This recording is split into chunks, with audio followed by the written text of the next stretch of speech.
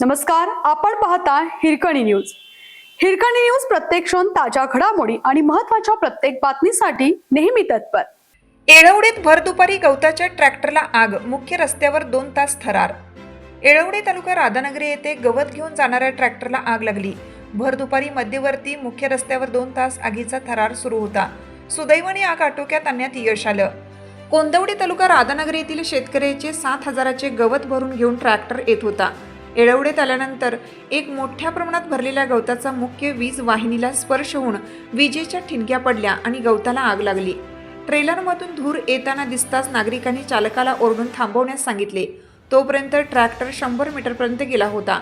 स्वामी समर्थ मंदिराच्या शिवाजी चौकात थांबून तातडीने नागरिकांनी आग आटोक्यात आणण्यासाठी प्रयत्न सुरू केले. गावातील पाणी पुरवठा व्यावसायिक गोट्या पाटील यांनी प्रसंगावधान राखून ट्रॅक्टर नळ पाणी पुरवठ्याला लावून मोटरीद्वारे आग आटोक्यात आणण्यासाठी प्रयत्न सुरू केला.